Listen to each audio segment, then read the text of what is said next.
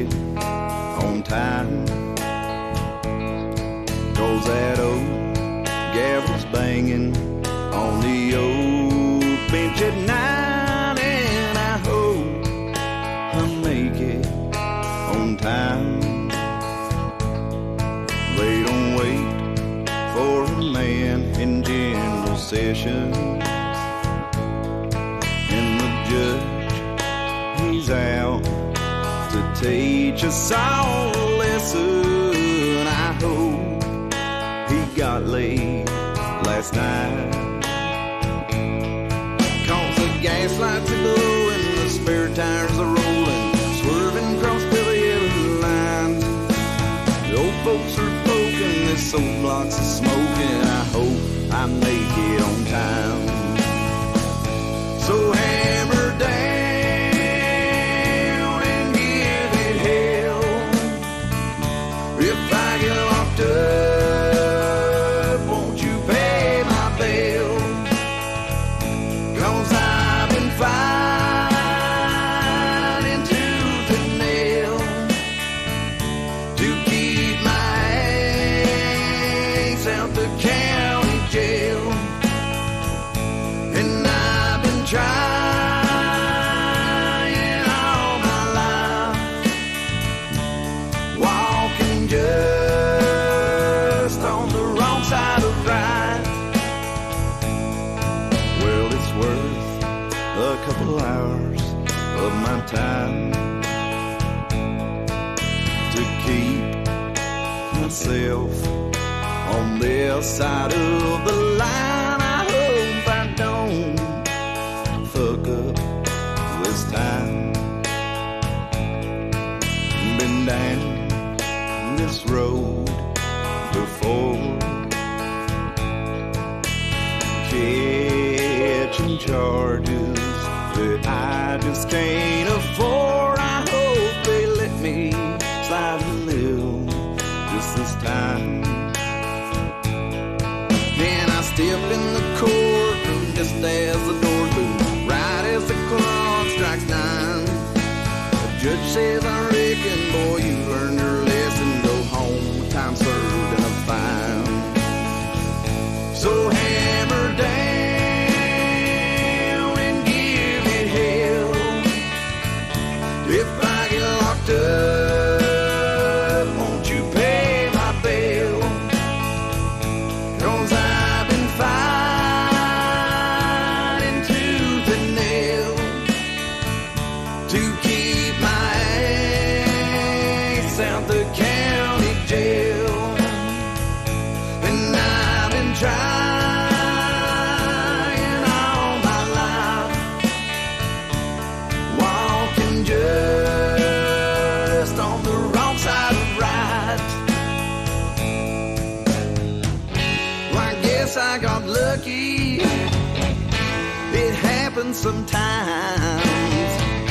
Well, I guess I should go home and count on my blessings, thank God I'm alive. Well, I know that I got it pretty good, but I live by myself way back here in the woods. I've wasted a whole lifetime and half a life. Here I am, all alone, no lights, no gas, no phone, and no one to lay with at night. Now I'm trapped in the holler and ain't got a dollar. The wind smoked my last Marlboro Black.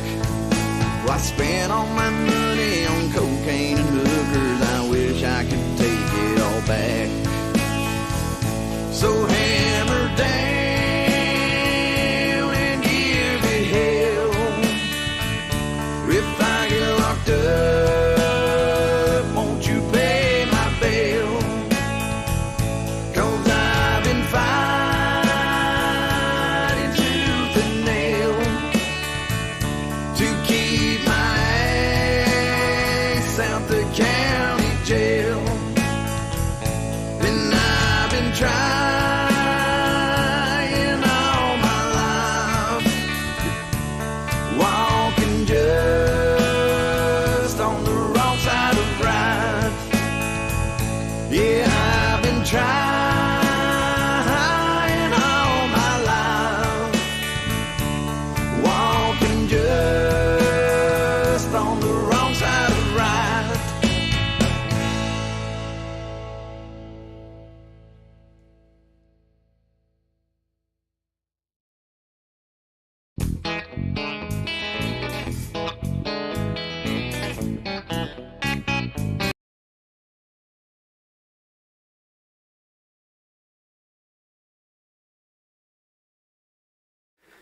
Hello, everybody, and welcome to the Iron Mountain Hour. It is Sunday, May the 7th, 2023. My name is Cliff. I'm joined by Tim and Dustin as we go down the table, and we are coming to you live from Carter County, Tennessee, here in the middle of the Iron Mountain, about halfway up to the summit.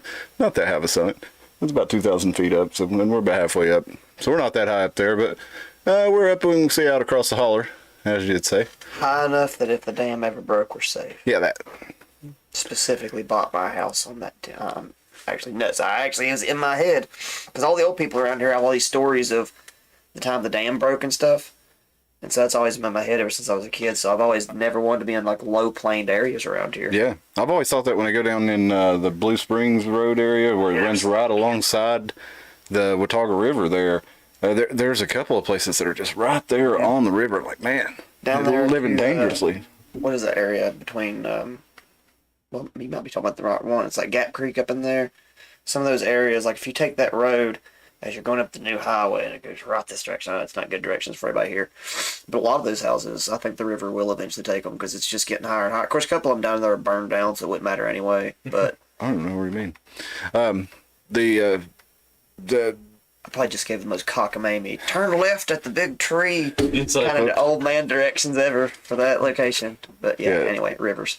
we talking about the Dry Creek area off near the Laurels? No, I'm talking. If you turn, okay, here's Grindstaff and all. Here's G way. Street.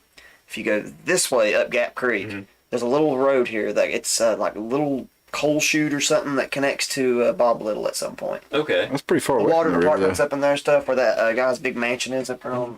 Down in that area, there's a lot of those houses where the water's getting higher and higher. So that's Okay. all. Oh, you're talking about from like flash flooding and stuff? Yeah. Okay. Yeah, and you can even see, especially in some places down up like Happy Valley and the early parts of Hampton before you even go over the bridge and stuff, that a lot of those houses, I don't know how they don't get flooded every time because their yards turn into ponds, and their backyard quite literally is the river. Oh yeah, no, that does get flooded pretty bad. Yeah, but you're talking about dams breaking and stuff. I've always thought about that too. I mean, yeah, it's unlikely, but that dam is 105 years old, 107 years old, something like that. Not exactly, something I'd want to bet everything I had to put my, life savings in. That would hold, especially when they do those inspections on them periodically, and they are always like, "Oh, this thing needed to be serviced like 50 years ago." I don't know if that was exactly what was going on, but you hear that from time to time about. At least it's kind of a Wilbur stubby and dam. Watauga. Yeah. Like if you look at it in terms, I guess, width or whatever. Yeah. At least it's not really that long. What is that one in China? It's like 3 Mile dam or something like that. Man, they were really of it worried. starting to bow. Yeah. Because they thought the thing was so heavy they didn't need to concrete it down. Yeah. So now the weight of the water is slowly pushing it into a U. Yeah, they were worried really that thing was Like, gonna oh, God. that was gonna crash right about the time that COVID came into the news. It was like this big floods out in China. They were saying, Yeah, "Is this I can't thing gonna remember hold what that up?" thing is. It's a massive dam though. Yeah. It's probably bigger than Holston. If I'm not understanding, it has it's to just be. really giant. So the fact that it's just sliding, it's like, well, they thought the thing would be heavy enough that they didn't need concrete. The pure weight would just trap it, and it's like, I think water had weight behind it. It's like water has a lot of force behind it. Yeah, and Water and time. the more you store, the more that force builds, and then you end up with a bow in your dam. A bow in your dam. Somebody should have asked some damn questions about that before they went forward with that damn construction. We made that damn mistake. I'm telling you. Yeah. Anyway, our dam's fixed apparently because all the lakes and stuff are good up and whatever. So Yeah. apparently that catastrophe's over. Yep. Yeah, they how long was it down, dude? It was down 10 like 10 years. Yeah, Estimating yeah. here. We're talking about Boone Lake over in Johnson City. And yeah, it was one of the what Boone Dam, TVA Boone Dam. They noticed it had like some cracks underneath it or something, and apparently it was gonna, fill in with water, and then that was gonna cause, other problems and seepage, and it was gonna just deteriorate it over time to the point where it would eventually break. So they ended up spending way more time and way more money. I mean, even adjusted for inflation, repairing the dam than they did building it in the first place, which I thought was pretty crazy. I think they built it in all those dams went up in like a couple of years. Man, my focus is just so blurry. Let me see if I can't. It's me. I've been taking Focus Bigfoot lessons. Yeah. It's like we like talking about cryptids, so we're filming it like we're cryptids. Was that you in the Blurry. Chewbacca suit out there in the woods?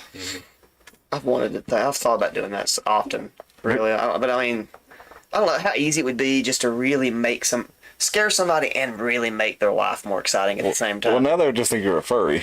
No, well, yeah, well, you have to be convincing. I wouldn't take out my pink suit. I would take out my Chewbacca suit. And go out there dressed as a actual, well, maybe even get more creative. Don't make it look like a typical Sasquatch. Do some creative crap. Maybe give it a tail or something.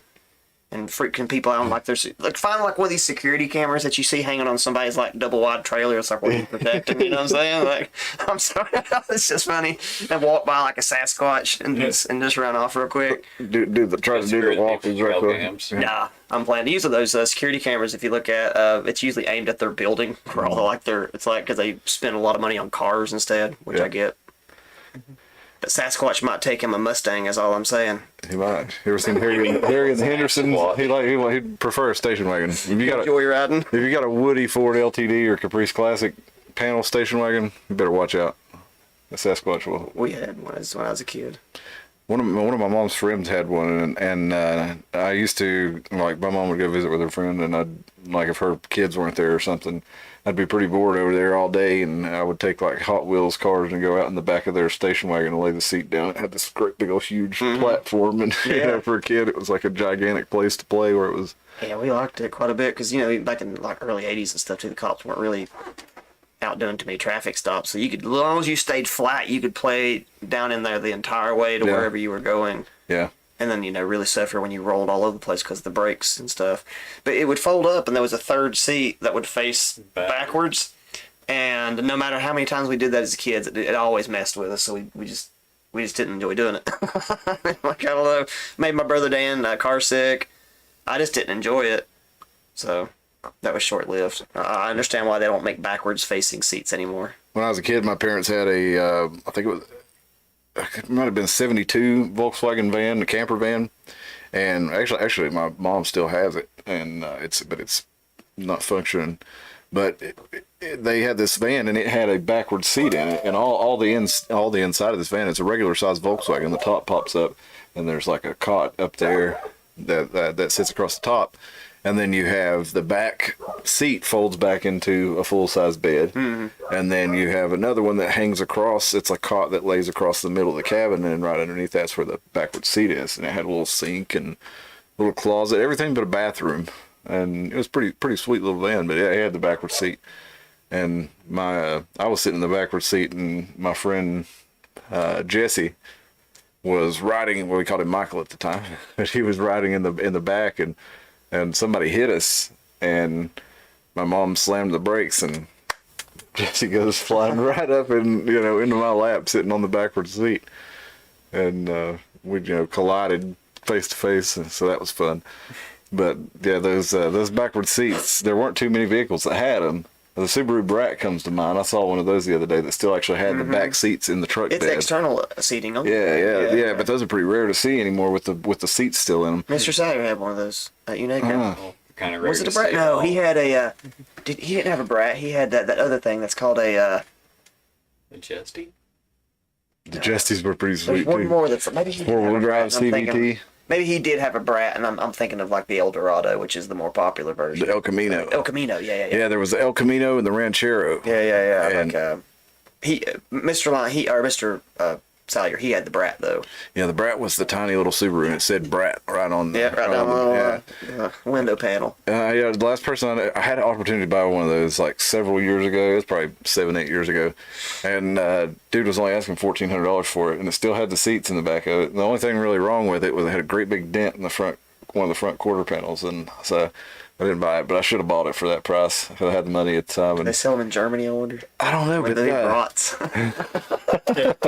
Das Brat. Yeah. A little meatmobile. I was actually interested in. I was looking up something about Toyota Land Cruisers the other day, and I was thinking they made them in a diesel. Me and my friend were talking, and I could only find. I was looking at an article, and it said the only thing talking about inline six. I said, well, I thought they made it in this. No, they had a diesel. Well, they did. I had to look a little further to find out that they had a diesel. And then I found out that the 1980 model, the one that they made through 1980 through 88, they still actually produce that car in Venezuela, exactly as it was in 1980, just like they still make the Volkswagens in Mexico. You know, they make new production of the original Volkswagen Beetles, or at least they did like 10 years ago. I don't know. I haven't looked it up in a while.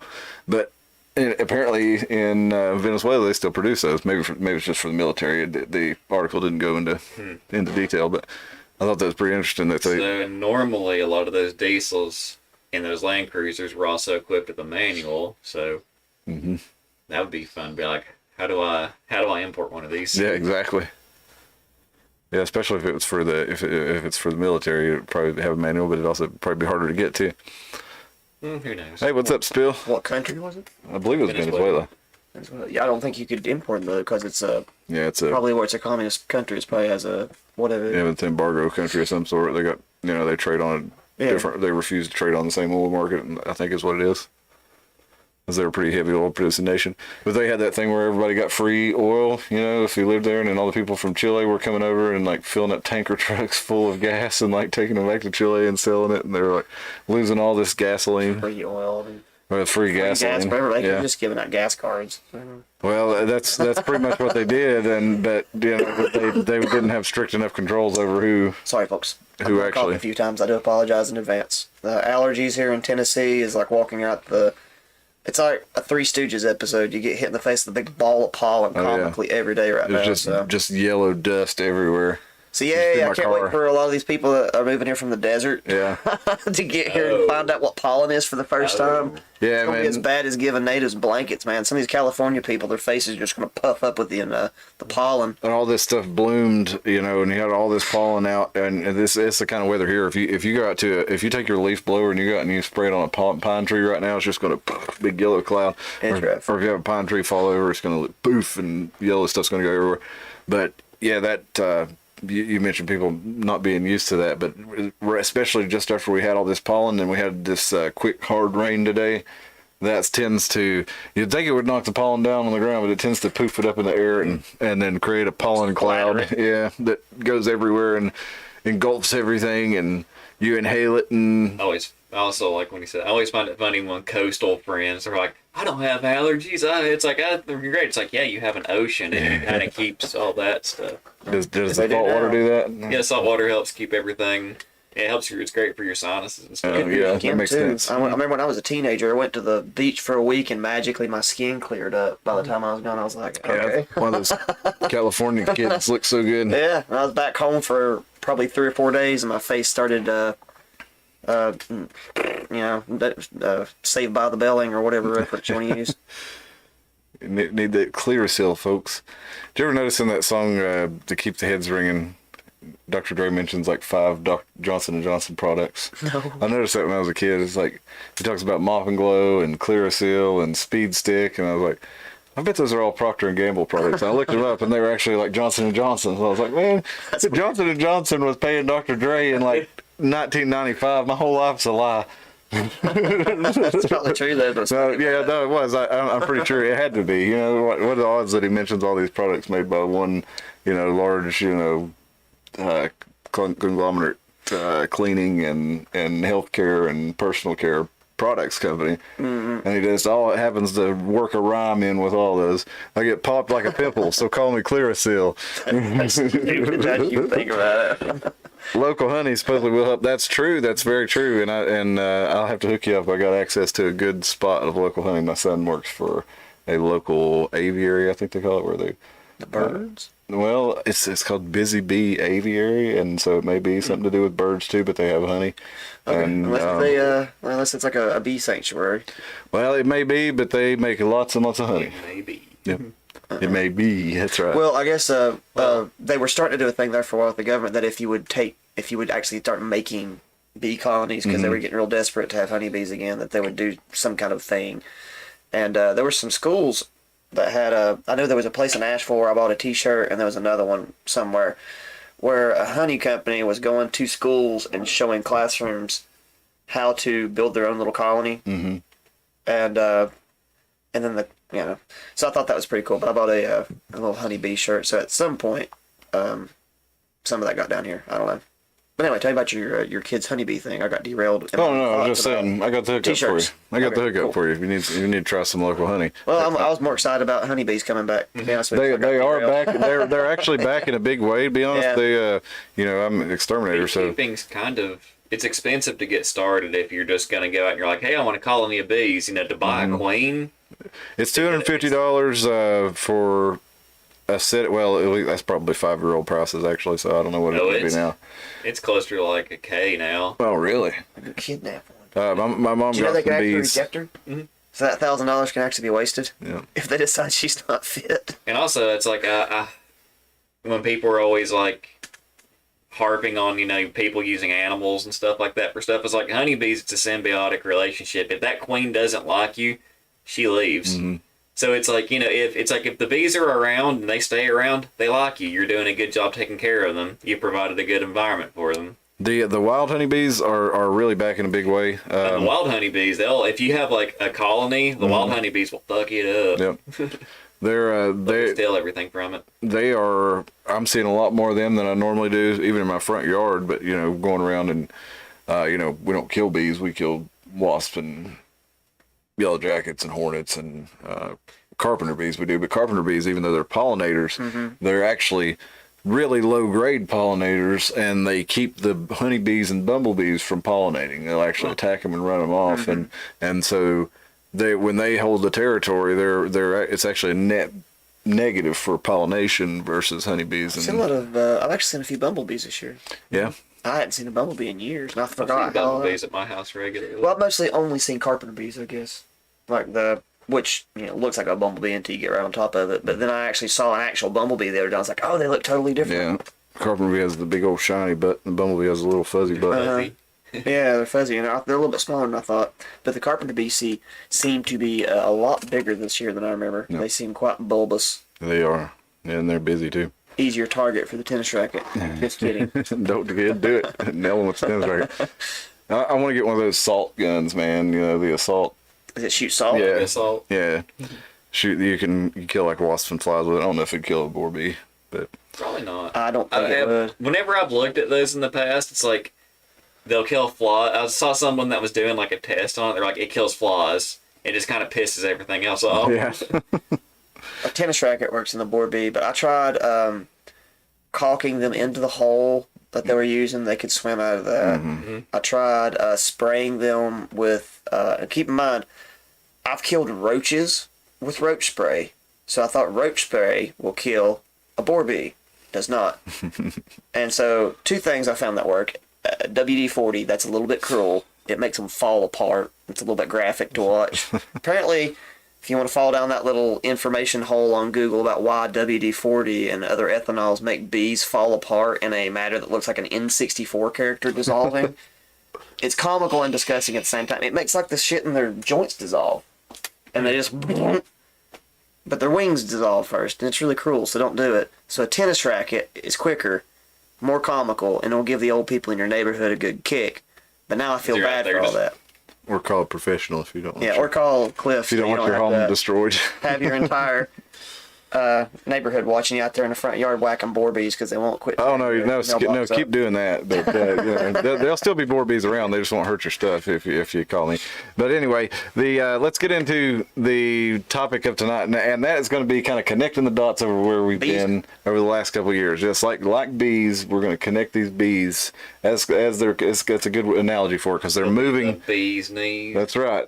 The bee's knees are constantly moving around, and the news is always changing, and it's adding on, and the goalposts are always shifting, and the explanations are always more and more crazy as we accept more and more out there things. We started the series, talking about the smart poles that were coming into Johnson City and the smart city agenda, and last week Dustin and I talked about the report from Iron Mountain, something that I'd never heard about until after we'd been doing the show for a while.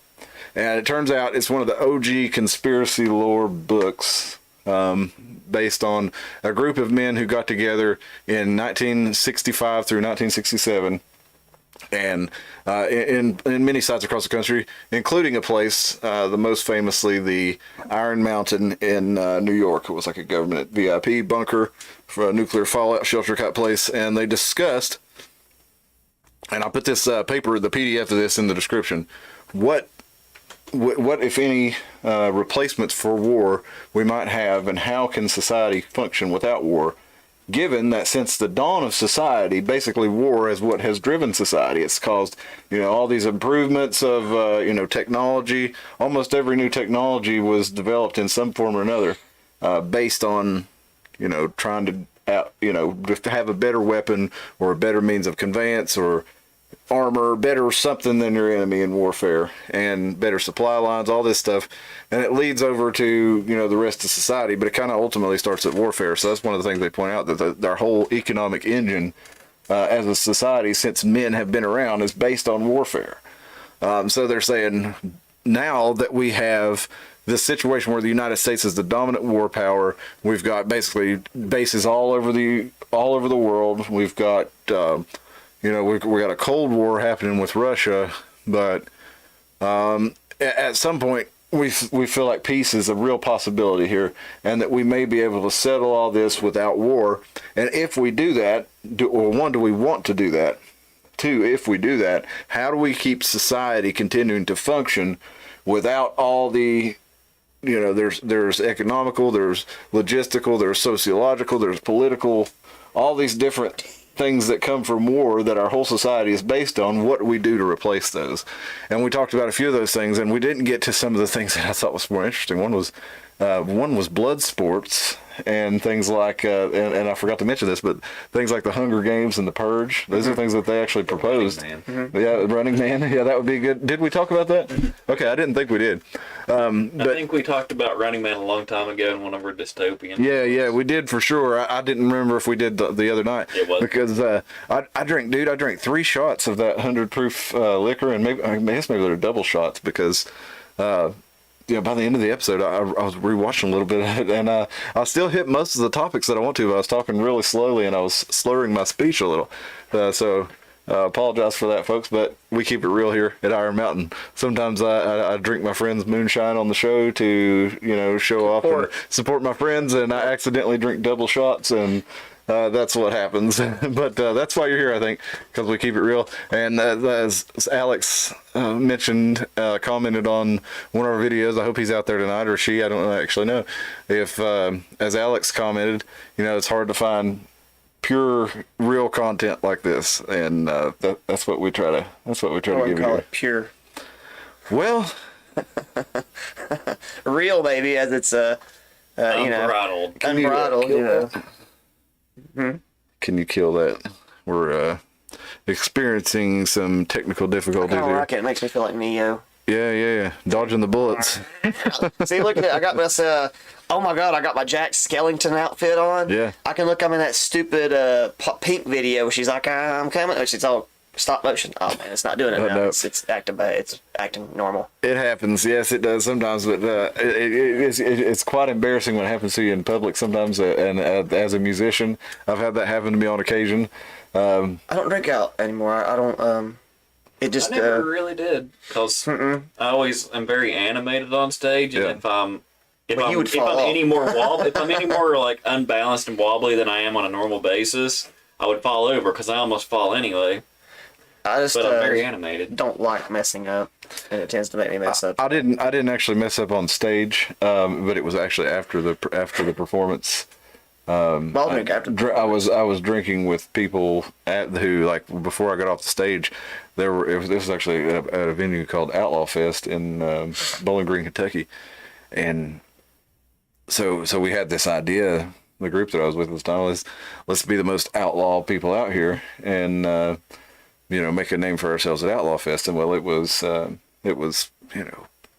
actually more of like Retirement Fest, and kind of older outlaw country acts and things like this. Did you bother them? Is that Well, might have a little bit, yeah. I had people from the crowd though. There were some that really liked us. There was a Bill and his mother Carolyn in their motorhome, and we had a good time with them and hanging out and drinking and partying and all that good stuff.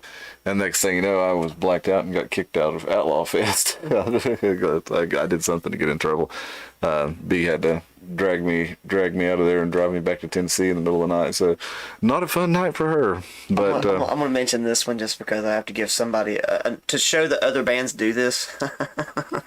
Cliff didn't have just a duh moment and go, let's be outlaws. I'll give two. our whole band thought it was a great idea. I mean, I didn't know it was a retirement community. Otherwise, it seems like a way to get yourself known, considering Slipknot made a name for themselves by setting themselves on fire at Ozfest. Yep. So that's why they became famous. This isn't bad mouthing them, so if it got out to them, I don't care. There used to be a band out called Swamp Fox. And I think I know that. I used to book for I'm pretty sure we played that show. it was a theater. It was a good theater. It was just really low budget for what we could do at the time.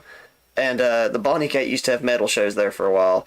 And I would let Swamp Fox do whatever they wanted to because it's a big place, concrete floors. You couldn't really hurt nothing. Right. And the story. But for some reason, I guess I don't know why they thought they could do this, but they went to Capone's. Apparently they put so much water on the crowd and on the whole stage. Beer, maybe? I don't remember what it was. It was water. But apparently Alan Prince was just pissed. They got banned from Capone's. Apparently they just went in there. But that's what they would do, though. So, Yeah. I mean, it's just funny.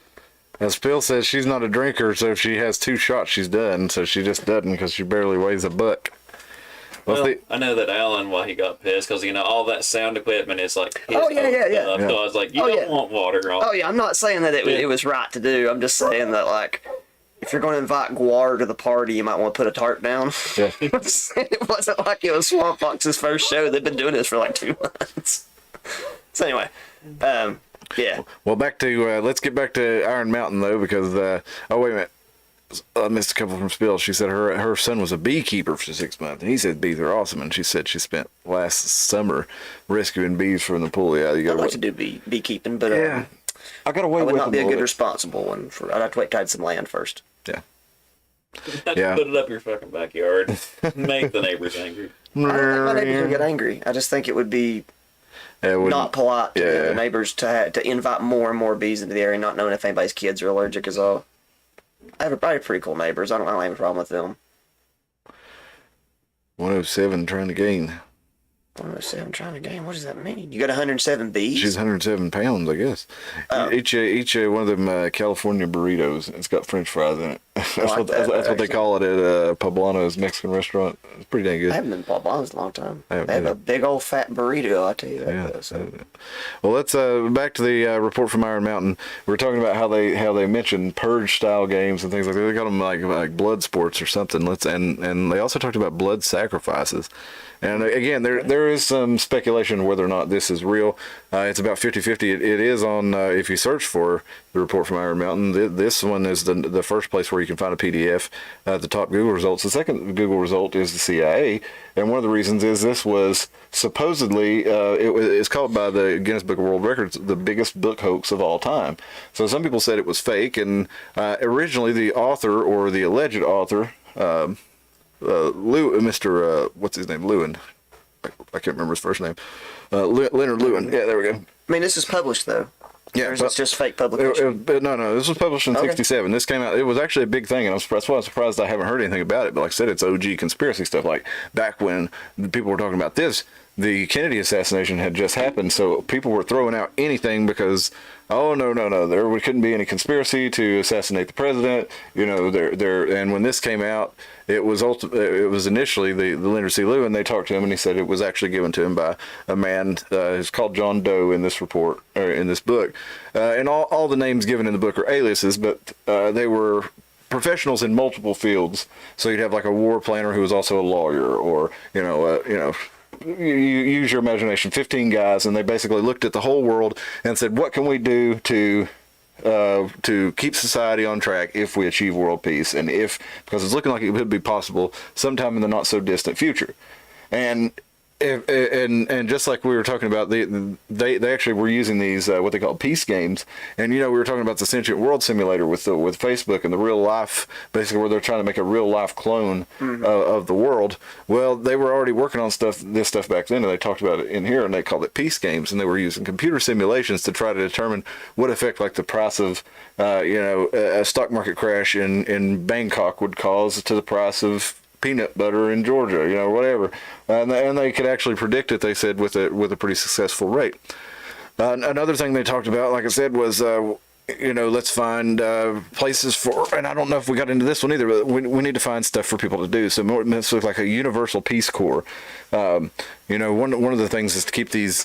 This is driven society. We've harnessed the power of young adult males and use them for society in one way or another, whether it's to build something or to fight for something and take it or to defend something. Like these young adult males, historically, that's what's caused the human race to thrive and survive, is them having something to do. So what do we do with them? Do we, have more sports? Do we have more blood sports, competition sports? Lock them indoors and force them to play Elden Scrolls. That's what they've done. Elden Ring. It seems like they've kind of taken a similar route to that. And this, like I said, this was more of the time at the time, like kind of the neocons. This was your guys left over. I don't know if you really call them the neocons because they weren't really conservatives, but they were the leftovers from the basically the bad guys in the Kennedy administration who were basically funding this. And I don't know if any of them were actually involved because we don't have any real names. But if this is true, then that's what was happening. And you had Vietnam War going on at the time. There was constantly, there had pretty much been constant warfare every 20 years or so. You'd build up to a war, and you'd have a war, expend all the resources, rebuild the economy, rebuild the resources, and then you'd have another war. I mean, that's kind of the way society went for America and what is it basically Europe too. America, since our inception, we've only had like 20 years of peace. Yeah, there's always been something. And even when things were somewhat peaceful, like you think about between the Iraq War of 1991, or I guess that's when Desert Shield started, was in 91, and Desert Storm was a little later. But then before that, you had the Vietnam War winding up in the early 70s. And so you had not quite 20 years there, but even during that, you had, Iran-Contra funding the Iran-Iraq War. You had, all the South American dictator stuff. There was constant, like, covert operations and CIA and political and espionage stuff going on, to where even though they weren't directly at war, they were funding and provoking and participating in war, even though they weren't sending an army in directly. So it's like. And still, like I said, they were building up these defenses. They were building more and more powerful aircrafts and ships and weapons and missiles to, and robotics, and probably they had DARPA starting on stuff. You ever played Metal Gear Solid 5, the one that takes place in the 80s? Mm-hmm. And he's got holographic touch screens and a lot of the tech that we got in like the early 2000s to like 2010, that kind of era. He had in the early 80s, and they probably really did for like your covert, special spy teams. It might not have looked as cool and flashy as it does now, but they probably had a lot of the same tech. Because wasn't there that old picture that showed like a somewhat like 90s looking PC on Kennedy's desk and some of those old pictures? Really? Oh, I hadn't noticed that. Yeah, they probably did have. I mean, they could have been doctored, from what I know, but they seemed, from whenever I remember seeing them, like decently legit. You're like, that looks like a, like a mid '90s, just normal towered, like little desktop towers PC. Well, Nixon supposedly talked to the astronauts on the moon, and trying to gain weight. What was it, 1971? Tourette's. Bill says she bet it's real. Gain weight, Tim. Yeah. I need to gain weight. No, she's trying to gain weight. Bill's trying to gain weight. But yeah, this squiggly stuff here really messing with me. It's interrupting my train of thought. Motion stuff. Well, just take it off so you can't see yourself. Hey, that's a good idea.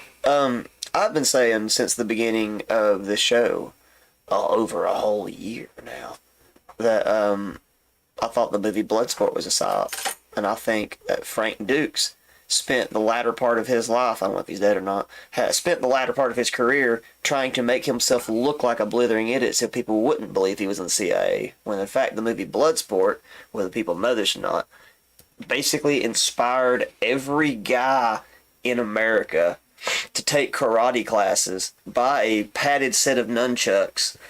It inspired Street Fighter 2. It inspired Mortal Kombat. Splits. It inspired tons. It inspired Kung Fu. Bloodsport is seen all the way into the Joe Rogan podcast. You can see remnants of Bloodsport all the way to the internet show, Internet Bloodsports, where people could go on there and fight. It's a real thing anymore. UFC is directly inspired by the Bloodsport because a bunch of people grew up thinking that Akumite was a real thing, and so people grew up and they found it wasn't. They're like, "Fuck, we got to make this." Yeah, so they made it a real thing. So I don't know, Bloodsport. See, maybe that's just the way it works because Bloodsport was really cool for people in the '80s, and it really did just inspire it. But if not, it seems like the government wanted to get everybody into Kung Fu. That would be one way to do it because the natural selection of it basically inspired pit fighting, which is the reinvention of the Coliseum. So here we go. They're saying that that's one of the things they do. Here, listen. Let's look at a couple of instances of. There's 9 instances of the word blood here. Let's look at what gives war system its preeminent role in social organization as elsewhere is its unmatched authority over life and death. It must be emphasized again that war system is not a mere social extension of the presumed need for individual human violence, but itself in turn serves to rationalize most non-military killing. It also provides the precedent for collective willingness of members of society to pay a blood price for institutions far less central to social organization than that war. So, to take a handy example, rather than accept speed limits of 20 miles an hour, we prefer to let automobiles kill 40,000 people a year. A Rand analyst puts it in more general terms and less rhetorically. I'm sure that there is, in effect, a desirable level of automobile accidents, desirable that is, from the broad point of view, in a sense that it is a necessary concomitant of things greater to the value of things of greater value to society. The point may seem too obvious for iteration, but is essential to an understanding of the important motivational function of war as a model for the collective sacrifice. So they're basically saying murder is something that's going to happen. This gives everybody an outlet for it. It gives them a reason to do it, and it lets us not have it loose in our society. If we take people and take that natural human tendency, because it's human nature to murder, just like it's human nature to lie, cheat, and steal. That's the reason you have to teach your kids not to do all that.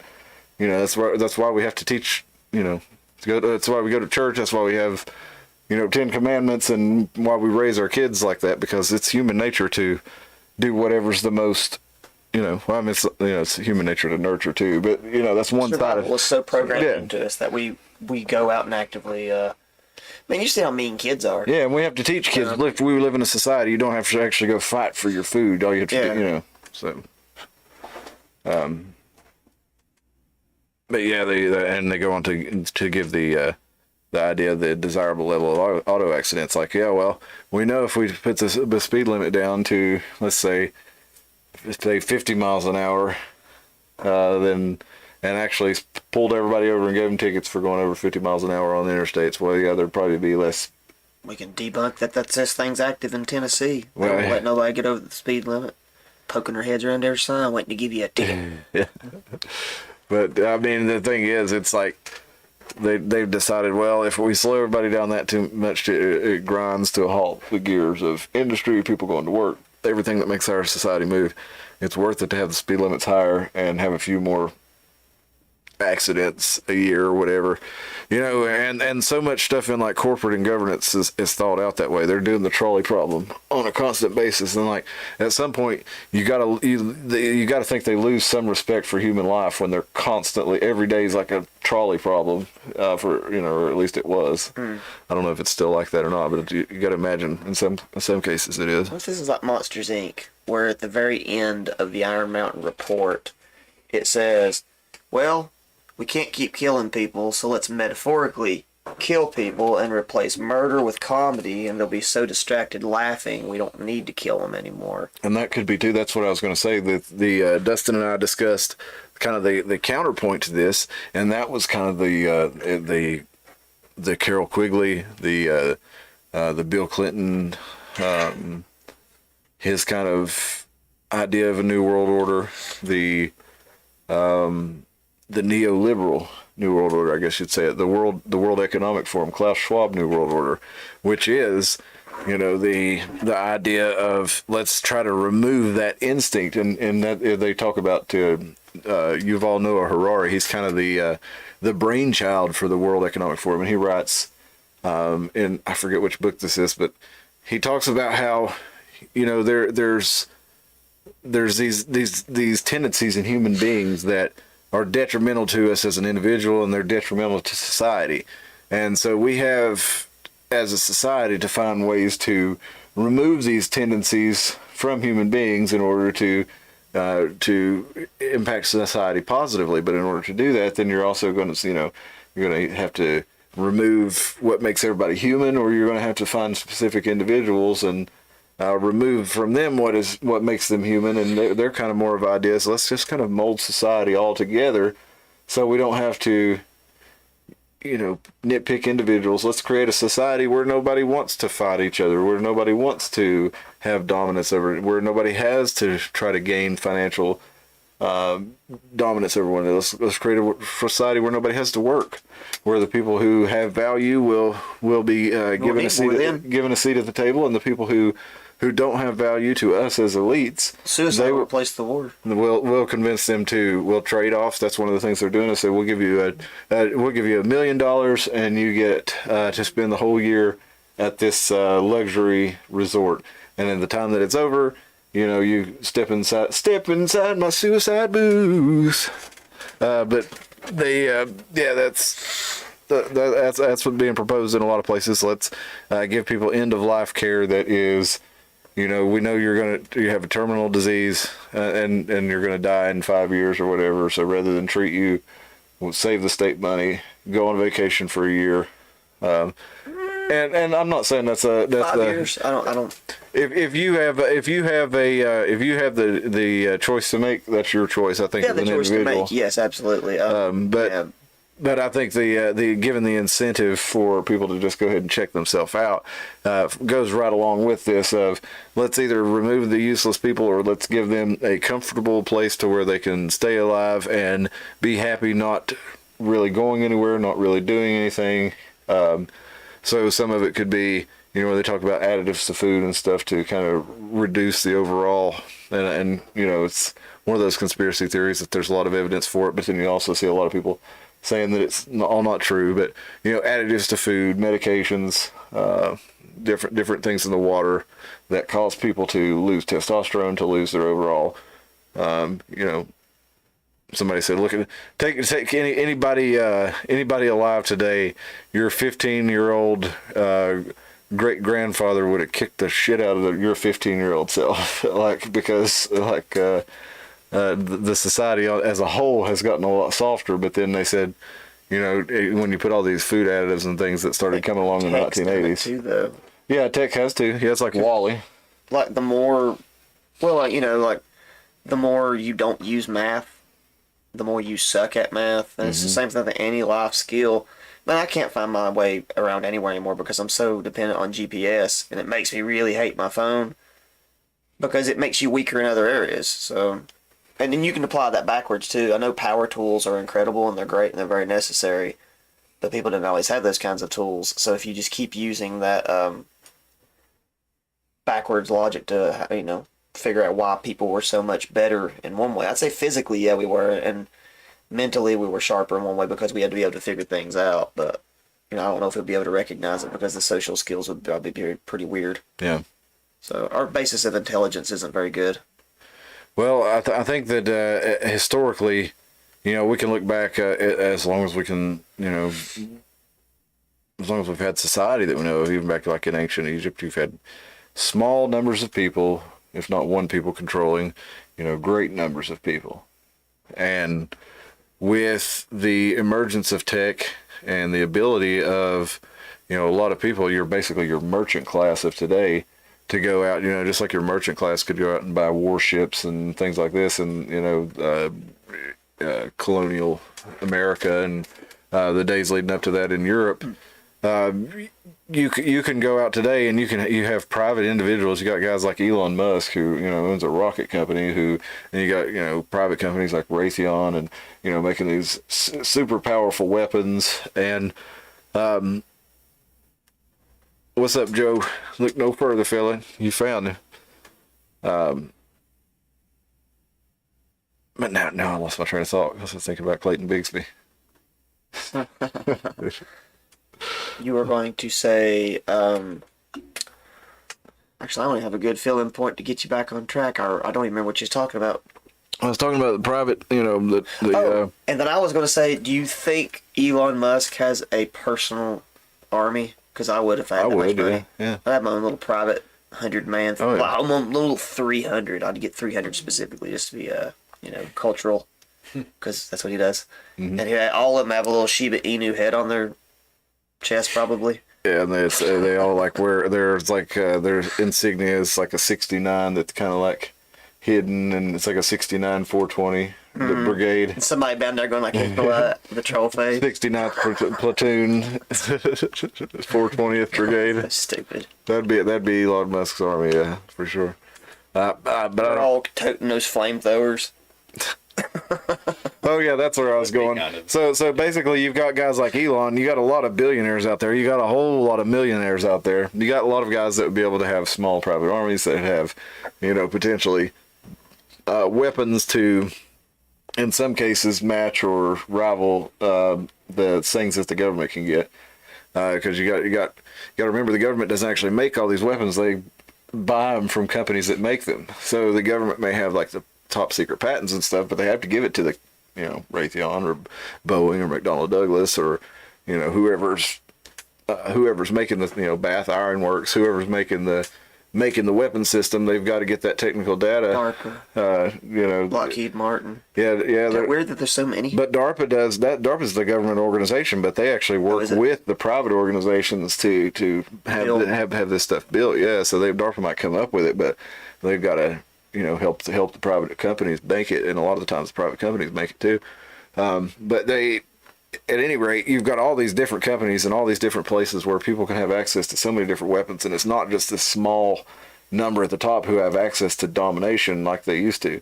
You have a small number still with nuclear weapons, but the people with wealth and power are more distributed now than probably ever in the history of the world.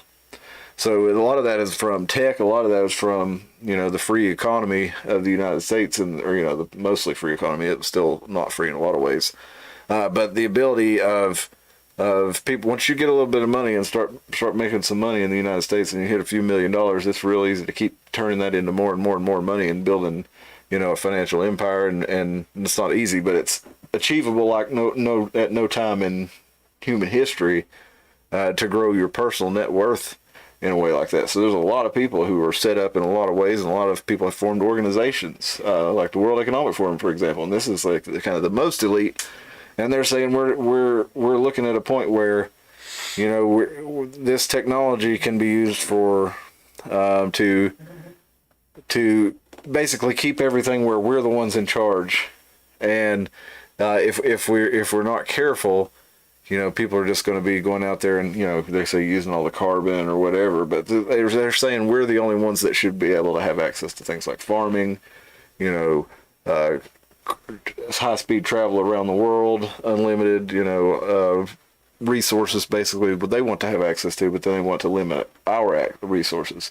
But they say, we don't actually, we want them to be happy and comfortable, and we'll give them food, and we'll give them a place to stay, and we'll give them internet access, and we'll give them virtual reality.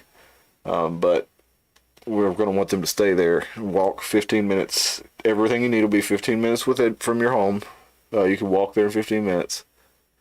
So there's no need for you to actually go to Paris, because you can experience that in virtual reality. It'll be indistinguishable from reality. And you don't need to drive to the beach. You can do that from home, or you can go to down the street there's a pool 10 minutes to walk away. You can go down there. But basically it's like that line system in Saudi Arabia is like a more advanced version of that where you can actually travel between places in it. But ultimately it's still a square space that you can't get out of except with permission. And even if you could get out of it, where are you going to go? It's out in the middle of the desert. You're going to have super, so much money to be able to fly anywhere else. You're pretty much going to be stuck there if you're at Saudi Arabia's line. So we see that's the model basically. Collapse before it even gets halfway done. You think? It just doesn't make any sense. Let's see where they're at on it because we haven't looked in that. It's been probably about 6 months since we've looked it up. I've not looked up any literature or videos that tries to debunk the idea of the line, but I know they've thought of these 15-minute cities before. Oh yeah. My issue with it, if you look at any natural thing, natural in nature, it spirals outward. Nothing goes unless it has to. And you've got all this open space. Usually that's when something breaks to keep that it goes in a pushing straight line. things the other direction, to keep pushing things further and further apart, just doesn't make any sense. Let's see here if we can. Let's They check really in want on to the make a line. line. They should make a square instead. That would make way more sense. Because you're pushing all the resources of one half of your entire city so far, unnecessarily far away. Like they've begun construction on it here. Let's see. We have no sound here. Have you seen the idea of the silo cities where they go up? I don't know. Oh yeah. And they That have makes more sense to me. the algae farms on them for energy. They have algae built into the walls to. I hadn't seen that. Yeah, that's what they used to talk about on that. It's been a I've while. seen stuff, and they have basically hanging gardens on the way. And they use the photosynthesis to power the place. Oh, here we I go. don't know if that would work or not. Seems like you get a little moldy in there. Let's check this out. Bringing animals back to their natural completely habitat. encased in water that's sealed. It has algae in it that used for photosynthesis. Our And luxury island destination, Sindala, has launched, Oh wait a minute. as has Trojena, our mountain destination, The Line, our flagship city, and our Center for Advanced Industries, Oxygen. Things are changing fast. In 2022, we launched companies Saudi Arabia. including Tonomus, our world-leading Tonomus. tech and digital enterprise, and Enoa, responsible for managing NEOM's first-class sustainable energy and water systems, featuring the world's largest green hydrogen production plant. This progressive stance is why we invested $175 million in Volocopter, the next generation of transport. It's why some 200,000 people are expected to attend the captivating Saudi Arabia, exhibitions too. for the You'd line. expect America to dip. It's why dip more into athletes that, from 25 countries it's just the participated in the helicopter. Neon Beach Games. And it's why the planet's fastest growing lifestyle brand, Ennismore, has become the first hotel partner for Trojena. Already, Saudia offers direct flights from Neom to London. But do you get what's happening there? The line is where the poors are going to live, and all this other great stuff. That's where the people who are the upper class of society are going to enjoy. Some of the poors will work there, but mostly it'll be robots. The poors will just be, living in the line, and pretty much. You just think about you see those movies, and I'm sure that there's some truth to it. People born in the slums of LA or something. It's like, how the hell are you going to get out of there? You get just enough to live there, but you don't have enough to buy a car. You don't have enough to buy a bus ticket to get out. It's like You leave. Well, that's what I'm saying though. Is you do have to get up and leave, but the point is it's difficult if you're born into somewhere like that to ever get out of there, and they put you out in the middle of the desert and make it where in order to just leave, you pretty much have to have enough money to fly out of there. You can't just leave if you're out in the middle of the desert. So Also, it's basically Snowpiercer with no wheels. yeah. So it's just the elites have decided they're not going to live on the front of the train. They're not going to live on there at all. They're Yeah. going to live in these little fancy honeycomb-looking things near the line. Oh, they'll probably stop it. They probably have places in the line, the administrators, and they'll have nice places. But you go, there. you get the line, right? They'll get the top of it. You get this, right? Mm-hmm. All your supplies, it doesn't make sense for a supply chain that you would make your city just unnecessarily long. Well, I think their idea is in each spot they're going to have, contained, farming for this spot. It's going to have, so you're not going to need to go all the way down. You're going to get all the supplies that you need for the most part. Your basic supplies are going to be formed in where you live, which sounds okay. That's kind of the same thing I'm advocating is actually doing that. But at the same time, it's a little bit different because that's all voluntary. It's not planned. It's not, Yeah, but they're also not just building a fake city Yeah. or like a line city. They're also trying to terraform a desert into producing things that it doesn't naturally produce. And I think that's going to become really problematic Yeah. because it's all fake ecosystems that are depending on fake ecosystems. Yeah, So it and they're- quite literally is Snowpiercer with no wheels. Yeah, and they're It talking could be about- really off the rails. They're talking about, stopping climate change, and meanwhile, they're altering the entire climate of the Mediterranean and Middle East to support places like Dubai, and that's like that right there. The stuff they're showing there, and Look up dredging. Israel, and yeah.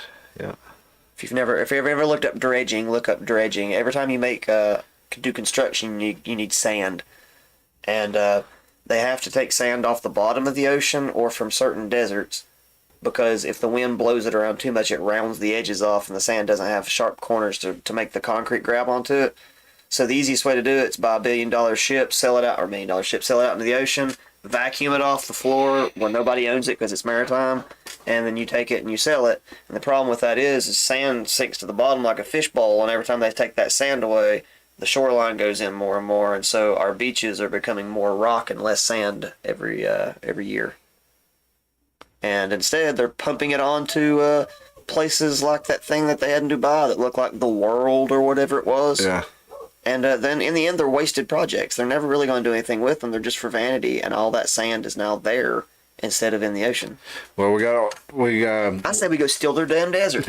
Go start taking the damn Sahara Desert and shoving it in the ocean. Give that thing some more angles. That's actually not a bad idea. Let's just steal the Sahara. that would definitely alter the climate in some way or another. Probably a good thing, wouldn't it? No more Yeah. dust storms. Go Yeah. pour the Sahara into the desert. Who knows? I'm coining that one. I don't know if anybody's ever thought of that mad idea. Run for president. Wear a boot Yeah. on your head. Yeah, I'm a boot will be something else. Yeah. Maybe one of Tammy's toys or something. Like Bill Gates is talking about blocking the sun out. Nobody's Yeah. talking about throwing the desert into the ocean. Yeah. For real, how's that any crazier? Fucking Is that any crazier? Well, that would raise the sea level, though, wouldn't it? No, don't throw our sand into the ocean. It's blowing around everywhere. We need it. Oh god. Well, to kind of cap it all up, we talked about the Iron Mountain plan and how they're going to need to collect all this data to make advancements on their peace games and decide what they're going to do with us. We talked about the World Economic Forum, and we also talked about starting off the series altogether. We started off with the SMART series and the smart cities, and how Johnson City had been given some smart poles that they were going to be putting in place in exchange for giving the data to the TVA, which is owned by the federal government. It's a private corporation owned by the federal government. We also found out that Chattanooga and where was it, California, San Jose, were World Economic Forum smart cities. And they were pilot cities where they would be implementing a lot of this smart technology, where it's basically a constant data collection on the public through, Wi-Fi portals and cameras and different scanners and sensors and microphones. And basically... I'll put an addendum that's going to put me in a bad spot, but I'm going to say it anyway. I was talking about those cameras that you kept bringing up, the license plate scanners. I watch a lot of court stuff because I'm getting old, I guess. I watch a lot of police things and court, mostly the court stuff, because I really find that psychologically it's fascinating to watch criminals and judiciaries and stuff deliberate. I saw 4 videos today alone.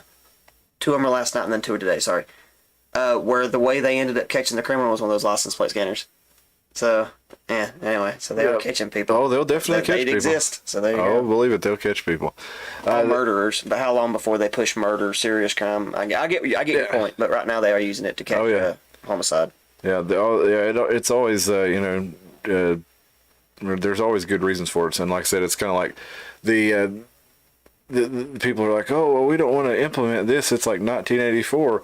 And then they're like, oh, but this is just for catching criminals. It's not going to be like 1984. The government's not going to watch us with it. They're just going to catch the bad guys. And then the left that's the right. They're like, oh, we're going to be able to catch the bad guys, whether it be the terrorists, the meth heads, the drag racers. We're going to be able to catch the bad guys and keep order in our society with these cameras. You convince the left that it's somebody they need to catch. Yeah, exactly. And then when the left is in charge, then they're going to turn that on you. We got and the same thing. Yeah. The same thing. That's like the left right now with the guns, and they're being used to go after people's guns, and they're being used to go after people's civil rights in a lot of different ways. While over the January 6ers, for example, they've been the left has been encouraging people to just throw out their civil rights if anybody was involved with that, or anybody who's involved in a self-defense situation that's like a high-profile self-defense situation. They go after their rights, but it's like those are the rights that are actually going to protect you. And again, with these the climate change stuff, that's another example of the way the left will use it. They'll we want to have these things in place for climate change to save the planet, but then they don't really realize that they're actually going to be the ones restricted by these. They kind of think, well, I'm the good guy. I'm pro-climate, it's not going to actually affect me in a negative way, but then it does. And the same with these, and it's like, well, we don't want to end up in 1984, and then, well, but this will help us catch bad guys, and then, well, how did we end up here? While we've got cameras on every corner tracking us everywhere we go. We've got polls where they're keeping up with what we're doing on the internet, what we're searching, what we're buying, where we're going, who we're with, what car we're driving, what time we're going through, and not only just all that, but they're collecting it and putting it into a database that combines with other cities all across the country and all across the world. And then you've got the World Economic Forum that's setting up these pilot programs where they're calling for things like this so that they can control all this and they can have access to all our data so that they can basically run society. You can see why I would say, even though you people in charge in Elizabethton, I sincerely believe, and you police officers, I sincerely believe you do not intend to use this for, and Kingsport too, I don't know about Kingsport, but I sincerely believe you do not intend to use this for nefarious purposes. Like, that's not what I'm saying. I'm not saying that you people that are putting this in place intend to use it for a bad thing. But what I'm saying is, when you put this in place, you are giving the ability to anyone who comes into power to use it for a bad purpose. And you're also, by tying it into other and with no citizen oversight either, I might add, the police department just did it in Elizabethton. You're tying it into a greater control grid. So you're taking it out of your hands.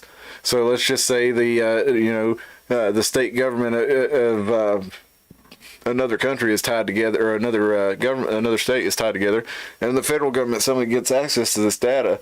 The federal government could decide something that is a crime. For example, let's just say marijuana in California. Federal governments could decide, well, we're going to use this camera system to find people who are going to these dispensaries in California because marijuana is still illegal federally.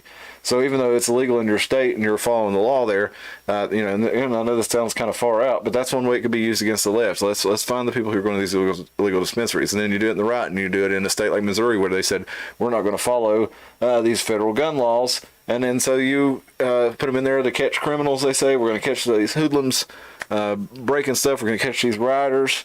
And then a few years later, the federal government's using them, where your city government gets taken over by, somebody the opposite political side and starts using them against you. So the point is, you ought not give the government enough power to where if your enemies take over that government, that they can turn that power against you and you'll be defenseless against it. And what are you really going to do? Like I said, the criminals can avoid the area. They can put different license plates on. But if you want to be a normal citizen and go shopping at, say, the grocery store downtown, and then you've got to go past these things, and you're not going to change your license plate. You're not going to, change your, drive a different car every day or sneak down there. You're not going to take all these measures that the criminals will take. So it's going to collect your data. And let's hope you don't, go buy, like I said, a crack house every day or something on your way to work, and they suddenly start suspecting you of something. But there's all kinds of different ways it can go wrong. So we don't need to get back into that again. I'm sorry, I didn't mean to go down that rabbit hole. But that's the whole point of why this is all connected. That's why these the peace games, the sentient world simulation, the smart cities, it just seems like it's really all part of a larger plan that it's being talked about, and people are saying it's not happening, and people say it's conspiracy theories, but meanwhile all the steps are being implemented right down to the county level, while the Elizabethton electric department right there on the other side of that wall came and put a smart electric meter there when I didn't even know about it. There's the smart poles in downtown Johnson City, the license plate readers in Elizabethton, the license plate readers in Kingsport. This stuff's going in all around us. The smart city, pilot city in Chattanooga. It's going in all around us, and and most of us in here in this area probably are against that kind of thing. But yet we're sitting and watching it go in around us and saying, well, it's progress is inevitable. And it kind of makes me think of what's his name, Ted Kaczynski. He's talking about how people being connected to nature, and with the progress of, at some point technology separates you so much from nature and human existence that we turn into something other than human. And it's almost like we're approaching that point, if not, there already. And I think we're there already. Yeah. Like, we'd rather spend all our days, rather than like actually being outside and being around the actual world, we'd rather watch a digital representation of it. Mm-hmm. And I find myself doing the same thing, and that creeps me out, dude. My phone has bashes all over it because I periodically get so mad at this thing that I throw it down, because I really do hate my phone, like with a passion. It makes me feel weak. I hate it. I feel like it's a parasite. it's one of those phone, things. Yeah, it's a tough phone, I have to say. I think we should get... I'm saying this in jesting because Samsung has a lot of money and they could take me to court. I'm saying this in jest. I think there should probably be a class action lawsuit against Samsung or Apple or all of them. Feel this. This has no case on it. This is the way the phone comes. Do you feel that? The way I can effortlessly slide it across like it's made of snot. Yeah. Like, these things are deliberately made for you to drop them over and over and over and again. Like, you can't hold on to this thing. It's slicker than grease. Yeah, and they look great without the case. And they give you a damn case, and guess what? Case is slicker than shit, too, because they want Golf to break his phone. And I think that's malicious, man. You gotta get you one of these. I'm just going to straight Sprite with a rhino liner next time. Yeah, that's what you need. So, I don't know. I'm mad at the dumbest things because I can't pay too much attention to the real stuff. Well, Dustin's got to go to work in the morning, so let's finish up here, because you know what we're talking about. This is all coming together around us. We got to take some kind of steps to resist this in some way or another. At least let people know that you don't like it. Tell me about it. I have a great idea. Tell me about it. I think we collectively, because we can make money doing this too. Okay. Everybody wants to move out here and do this thing. That's what I want to hear. We need to open a city, small city, big city, could be. Call it New Beaumont, and I'm pretty sure I got that name correctly. Okay. It's off of Footloose, because the first thing I'm going to do is start a TikTok-free city. Okay. Get it, haha, no dancing. Yeah. And I guarantee you people will be moving to my city in Groves thinking, you mean it's illegal to dance there? You're damn right it's illegal to dance in my city, and people will be moving there, and there's going to be a modest fee to stay there in the land of no dancing. I think you're onto something there. And You're never gonna dance again. No, guilty feet. Ain't got no rhythm. It ain't guilt. It's paranoia that's driving these boots. The paranoia boot scooting boogie. It'll probably work so much though. New Beaumont. Well, I was going to tell you about a few things going down in Carter County here, if you're in our local area. This coming Is that thing at the What's that? license plate scanner? Where? they haven't mentioned where it's going in yet. They said they got $149,000 worth of it, of money from this grant. Some of it was going to be for a 3D scene recreator, and part of it was going to be used for like a crime scene recreator, and then part of it was going to be used for the cameras. Now, I can't imagine they could buy too many of these real high-tech cameras that, for $149,000, after they've already deducted the cost of this 3D crime scene recreator. Maybe they can get a lot of them, but I would tend to think something like that would be pretty expensive. What if it's just like a trail cam? Yeah, well, And the connection is the expensive part. yeah, I guess that's They're possible. $1.95 a piece, and they just run an Ethernet cable. Well, like I said, pretty much any camera that's a high enough quality, if you have software, you can run it. But I imagine it has to be pretty high quality to be able to capture multiple angles, like actual detail on your license plate. I imagine you're going to have to probably be a very, very high quality camera. It's going to have to be protected from the elements. It's going to have to be wired in. And it's just this thing here. No Yeah. receiver. going to have to be wired in. It's going to have multiple, what are those things? What's the focusing sensors?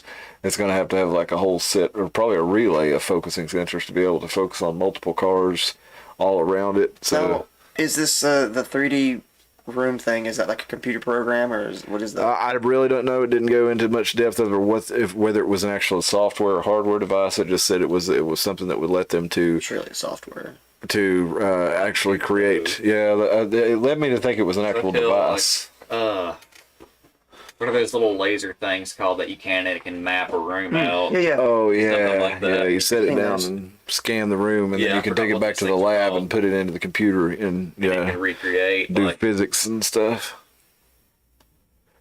So yeah, that was what they're going to use it for. But I don't know where they're going to go. They didn't get into specifics of that. I believe the Kingsport ones are I think they're live now. I'm not sure, but they put them in. I'm not sure how many they can get. I could see maybe 10 going in with $150,000. I don't know. I'm just guessing. How much something like that might cost. But you've got going on in Carter County though right now. I do want to tell you about a few things that are pretty cool. You have the 28th annual siege of Fort Watauga. This is Saturday and Sunday, the 20th and the 21st at 10 a.m. And they do the reenactment of the Watauga settlement at war in the summer of 1776. And they have 200 reenactors, and they do the Cherokee attack on the settlers of the Watauga Valley. The Cherokee were riled up by the British. The British, were basically playing both sides. They were trying to get the Cherokee to turn on the English settlers who they'd already made deals with, and then they did convince a good number of them to go and attack. And that was when Bonnie Kate actually escaped from that attack, and John Sevier helped her over the wall there in that famous story. But they do the retelling of that, the siege of Fort Watauga. That's Saturday and Sunday, the 20th and 21st, 10 a.m. And then they got something really cool that I've been to this a couple times too. That I don't know if I'm just a fucking dork, but they got this spring nap in, and what they do is this May the 27th, Saturday, and they show you about flint napping. And how you take flint arrowheads and spearheads and a lot of survival tools, and you can actually go in and you can pay so much, and they'll you can make your own tools and stuff. But you get to watch some guys who've been doing it for like a really long time. It's pretty challenging to actually nap away the little points on this flint away, and it's an art for sure. And you can go check that out. But that's the 27th of May at 10 a.m. Definitely pretty cool. That's also at Fort Watauga there at Sycamore Shoals in Elizabethton. The other thing I want to talk to you about tonight is the Carter Mansion, the oldest frame house It's not there. in Tennessee. Yeah, it's in Lynn. Direction I'm facing towards Lynn Valley. Yeah, it's in Lynn Valley, and I thought I'd be able to expand that picture for you. Can you save it and then blow it up? Maybe. Ain't that funny that that's a mansion back then? Yeah. And it is still a pretty big house, but yeah, it definitely wouldn't be considered a mansion now. Like those chimneys are built. I'm with the fireplaces have access to like heat the upstairs too somehow. They run right Yeah, up they used to have like a rack upstairs for the logs to go on, and the chimney would go on up, so you'd have actually another fireplace up there. That's cool. And some of them I've seen. I can't remember if that one's that way or not. But we're going to take a look inside it here in just a minute, so we might be able to see. Let's see, the Carter Mansion.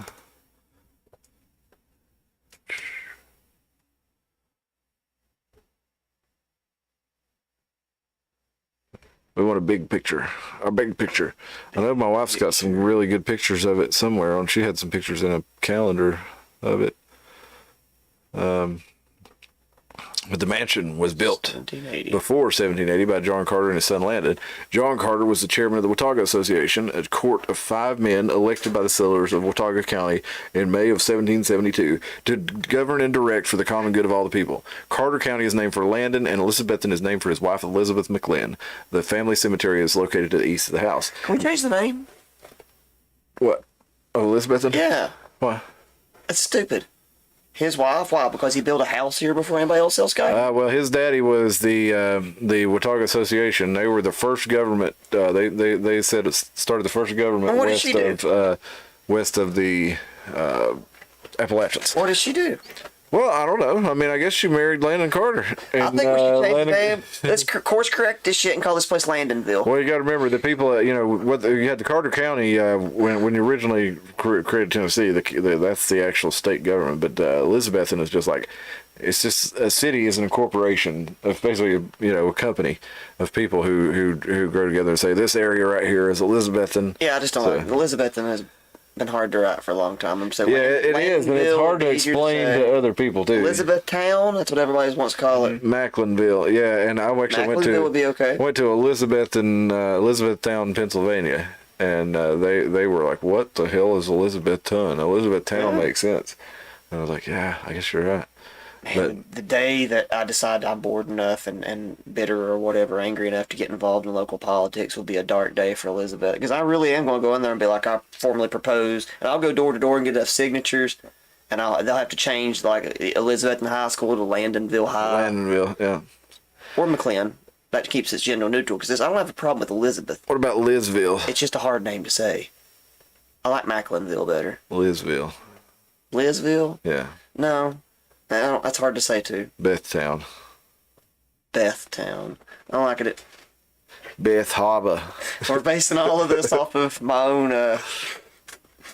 my own preferences for some reason.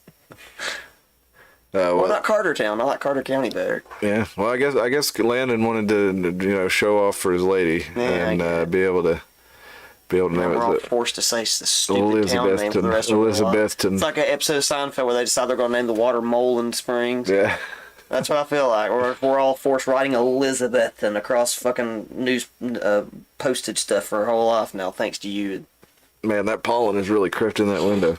I can't hardly breathe now. Yeah. Here's the Carter Mansion from that angle without the lady standing in front of it. Here it is all lit up at night. And What's square footage, I wonder? I don't know.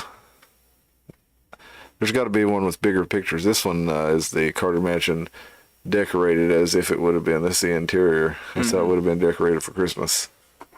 And I'm kidding, folks. I'm usually just being a bitter shrew. The Carter Mansion, I've been there, I think, at least once. And I do like history and stuff. I just do think it is funny because it's really not that big of a house, and that was a mansion. No, let's see. Back Let's see if we can find out how many square. War.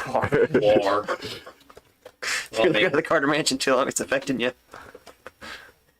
Well, I mean, considering some people's houses were as big as the room that we're in right now. Yeah, so, yeah. Let's check the Tennessee Encyclopedia here. Like some of those houses down in Black Bottom are puny. No, I kind of like small houses.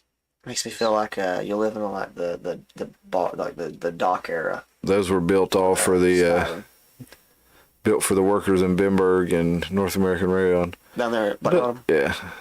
Doesn't say the square footage here. Let's see. 640 acre home place. It was. So it was, down the whole river there, I guess. I'm sure you've seen the Mexican neighborhoods around here, right? I would guess that the thing is like 1,600 square feet. Think so? Yeah. Well, not counting the attic, because it did have an attic too. But Okay. had 2 floors and fairly large floors for the time, probably 800 square feet each. Average size home now, but pretty big then. Let's see if we can find a better picture of it here. I wish I knew what folder my wife had it in. I know she's got some on here. Search porn. Phones are parasites, Tim. Spill says, and don't use your charges in public places. Supposedly, it's still your info anyhow. So Is that true? I I just said nope. It depends. It's like, I guess it depends. You're like, if you can see it hooked directly into like a wall outlet, you're like, okay. But there's ones that are just, since they're also, you can transfer data through them. There's one, like those old, I don't know, it's not as often now, like, several years ago, they're like, hey, here's a charge station. And it's all hooked into this big hub. You're like, that just seems like, that's like, it's like, you're going to get my phone AIDS, since Well, I'm if you go sticking to random ports theme into it. parks, especially the airport. Hell, the airport don't even have like a charger. It just has a straight USB most of the time for you to plug straight into now. Oh, really? Yeah. Yeah, I wouldn't want to plug into that. There's a bunch of them. They give you the option on the seats and stuff like that. But like in the actual airport itself, a lot of those charger stations just have the USB-C plug and the Apple thing for you to plug into, because I guess they figure it's easier. But now, like when Golf said that, I was like, hold on a second. That makes a lot of sense. Actually, it's at the airport. I don't know where they would be. I know she's Goddamn got Carter. some. Well, I was trying Nick to. Carter picture. All I can find are these tiny photos here that won't let me look at them full size. There's a better one from G.W. Tolley there.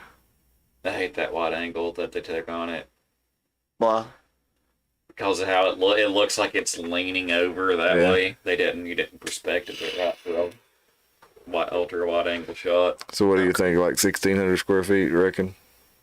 Maybe. Well, there it looks like it's 8 million feet tall. Because Yeah. how they, It does look Those pretty tall, super but wide angle yeah, it's a shot little with. excessive there.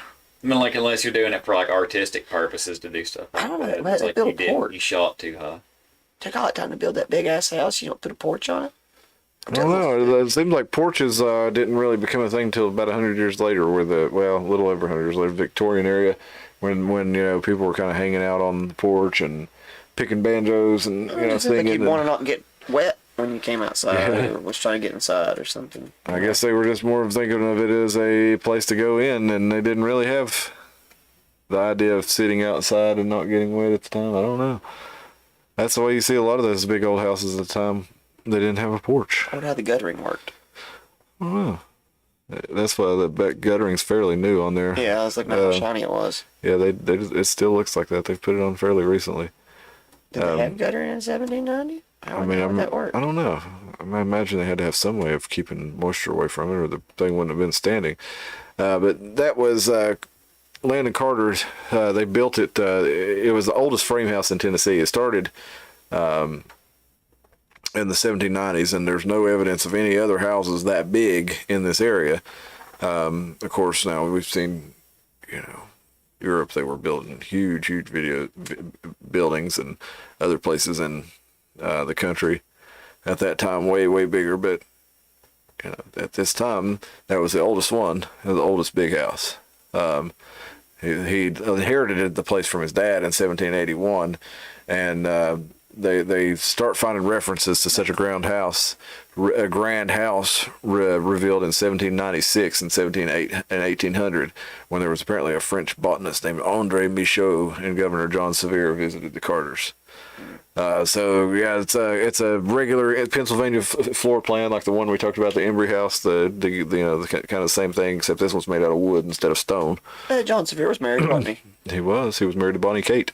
Was he? See, and we're not all calling it Bonnie Kate County, are we? Catherine Sherrill. Sevier County. Yeah. Sevierville. Yeah. Yeah, not Bonnie Cateville. He wasn't a jerk. His wife didn't. Yeah, she got a movie theater. Yeah, I mean, exactly. that's She was like, no, a movie theater's enough. Do not punish the entire county by saying so many syllables every time they have to describe where they live. Bonnie Caton. Yeah, Bonnie Kate and Elizabeth. No, Sevierville. It's includes both people. This is a 6-floor or a 6-room I house. really thought it was a 5-syllable word for Elizabeth. Dude, I'm mad about the dumbest crap, I swear. I'm mad about the stupidest stuff only. It's a 6-room house though, and it has 3 rooms on each floor, and then there's a cellar and a garret, whatever a garret is. I guess that's the attic. Has a large hall and then 2 smaller rooms and corner fireplaces, and the first floor ceiling's 9 feet, and they did an elegant carved interior. So. You can go check that out. They give you tours on, from time to time. You just look on the website at Tennessee, or just look up the Carter Mansion, and it'll take you to sycamoreshoals.org, and you can find out when you can check out the Carter Mansion. If you haven't checked it out and you live around here, it's pretty cool.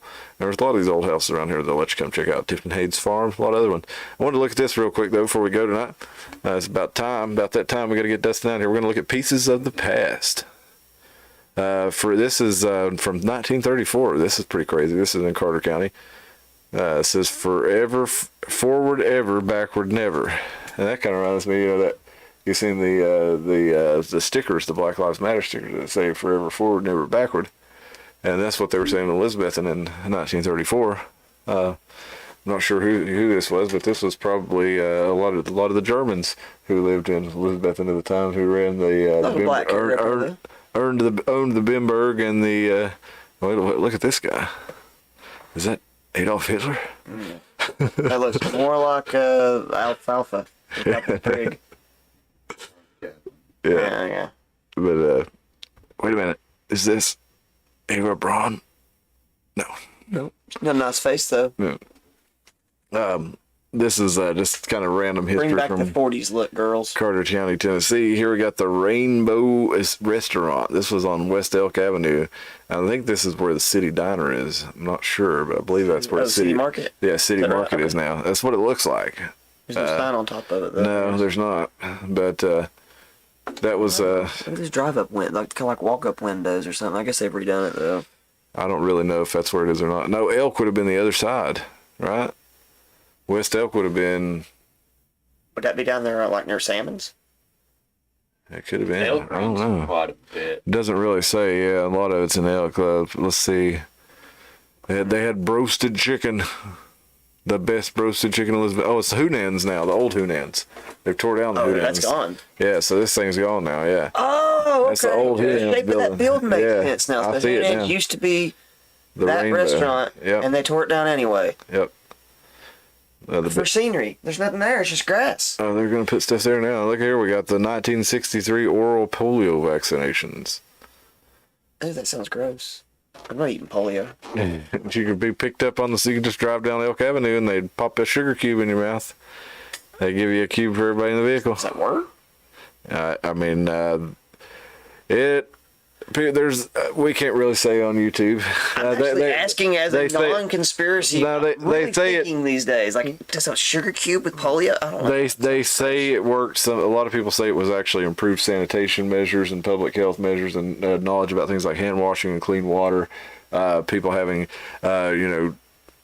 sewage, taking the outhouses out and taking out, and actually having flushing toilets. And I also heard the theory that there was no polio; it was just DDT poisoning. But Yeah, I don't have any there substantiation of that. there I was guess that my thing too. was, can you put a vaccine in a sugar cube? Was my question. Well, they did an oral polio vaccine, and this is, you can fact check this. You can check that is the number one way that people got polio in Africa was from the oral polio vaccine that they were When was doing. that? So that recently, over the last 20 years.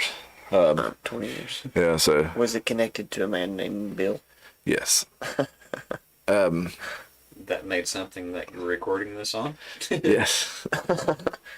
He builds windows into your homes. He builds gates Does he? into your homes. I don't have an issue with Windows. any of this stuff, to be honest with you. I just think the idea of eating a polio sugar cube just sounds really gross to me. I don't want to do it. Well, just have some nurse just come out there. I guarantee you shouldn't have a rubber glove on. I don't know, but that's probably something that came around about the time too. Is Taking candy wearing from rubber gloves. strangers. Yeah. Never a good idea. Except at a parade, then it's perfectly fine. Here's a 25-year anniversary silver platter presented to the Clyde F. Love from the Big Bird Company because he worked there for 25 years. Loyal and faithful service to American Big Bird, and they cheaped out and bought him a sterling silver plate. They couldn't have got him a Actual silver? 25 years. They could have got him. That may be an actual silver, but I bet it's sterling. Bet it's sterling. What kind of a weird parting gift is just a plate? And if it was fine, There's a if it piece was of metal. fine silver, if it was 99% fine silver, I'd eat off that thing. yeah, that would be a pretty decent parting gift. It'd be better than a watch. What else we got here? 25 years. That's a pretty hollow victory, though. Yeah. I've been there 25 years. Yeah. so Oh, I here's got your this plate. fucking silver plate. Eat your beans off of And then it. if I sell this, I'm an asshole because it's got my name engraved on it, and they thanked me. Melt it down. Turned into arrowhead. Ready. Well, if it were Ready for the if it were werewolf. Like fine silver, it would be easy to melt because fine silver has a low melting point. Well, So sterling is like mixed messed with with soldering? coated a on. little bit. I like to play with soldering because it melts so easy. Let's see. Here's the. That's really stupid, but like you literally just touch the iron to it, it goes, boom, just turns into nothing, and you can like scrape it around and melt it and fold it into crazy designs and Unless stuff. you had some of the solder that I had, and then it wouldn't. It was like you sat there and you're like I'm gonna burn a hole in this before this shit melts. Huh. The Watauga Academy reunion. Now, is this that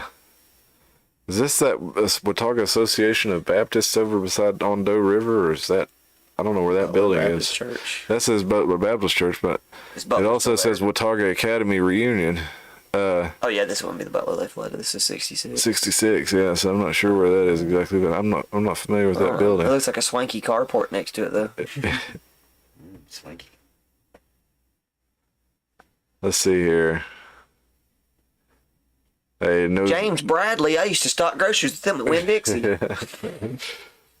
Letter sent to James Bradley. They just had to write James Bradley, Elizabeth, in Carter County, Tennessee. No zip codes at the time.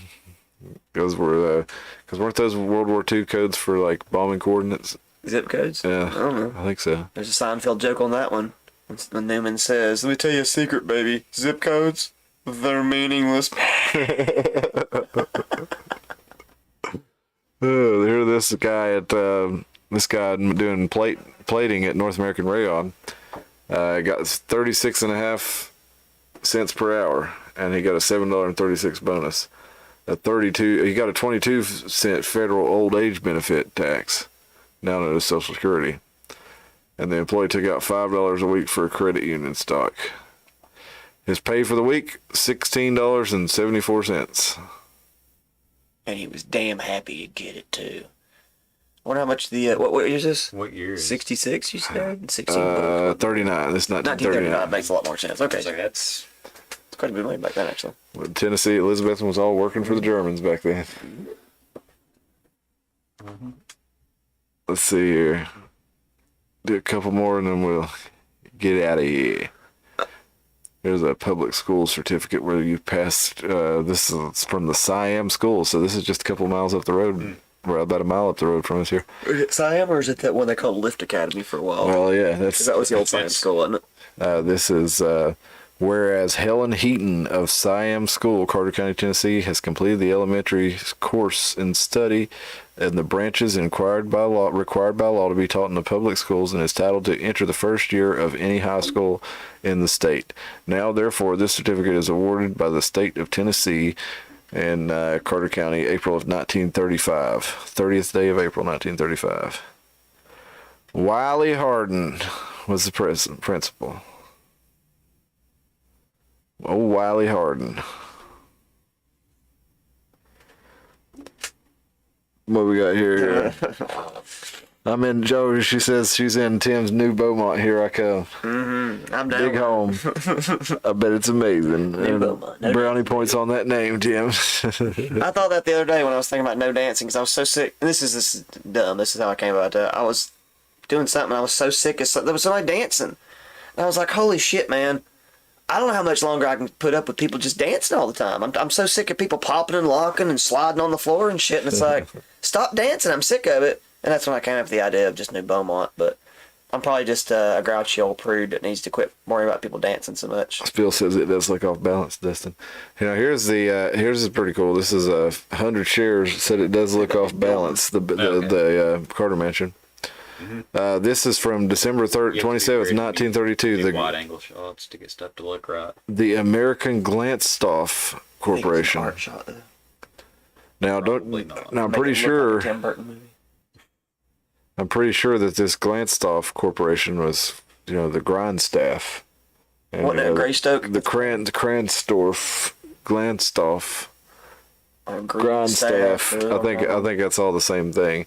But this is incorporated under the laws of Delaware. And here's I don't know if this is the Delaware seal or if that's the Granstorff seal, but that's a stock certificate. And that is who owned, I think, the North American Rayon Company.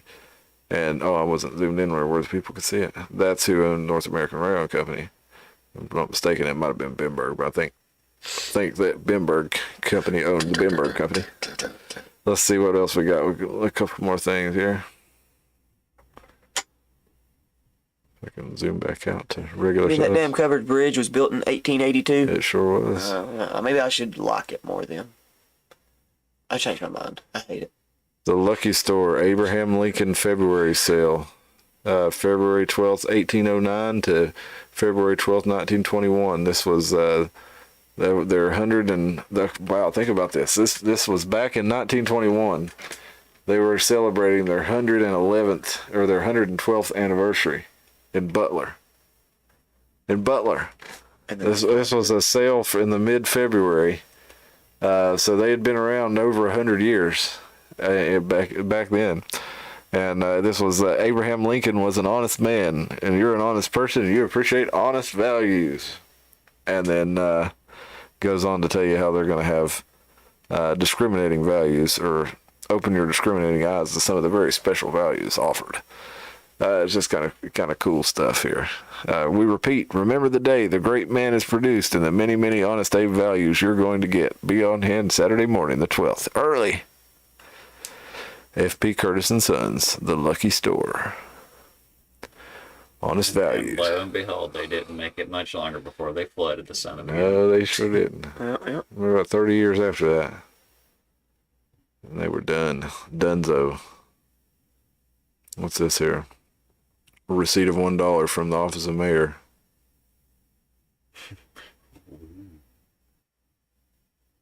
Commutation for road time for the year. No, that's kind of crazy that they printed that back in 1911. So that's mileage. $1 cash for road time.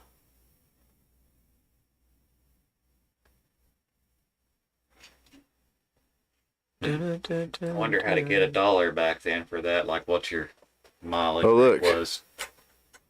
This is from North American Railway Company, Bonet. Bonnet fibers. The Bonet Fibers Corporation. It's kind of like you could call it New Bonet. New bonnet. Yeah, well, I don't want bonnet fibers. New Bonet, get it? Oh. New Bonet. Yeah. New bonnet. New bonnet. Sounds like a nice little jump on it sort of rhythm. Still go with bonnet. If I have a bonnet society. I'm anti-dancing, but I'm very pro-boning. A keychain that would hold your... Yeah.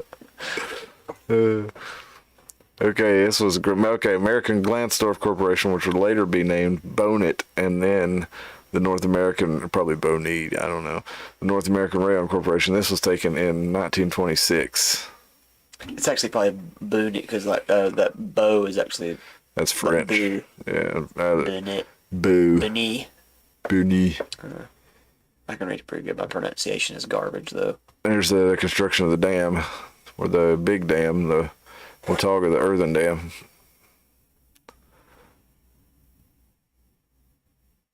And they're building a big old dam there. So we poured a bunch of dirt there, kept the water in one spot, and that's why I say we dumped the Sahara into the ocean. Yeah, it could work. It could work. Well, it's about 11:42, folks.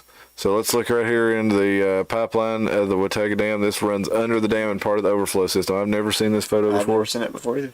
And yeah, the rooms are high ceilings. Yeah. Is that part of the big drain hole that I used to have nightmares about? Yes, falling that's what I was going to say. I've never seen it. That's what it looks like. If you go down the hole, there's a big that goes down under and the goes dam. into that. Yeah. So if I fell into it and survived the fall, which is impossible, you would shoot down under. I'd be inside that tunnel right there. Okay. And you'd come out on the other side of the dam.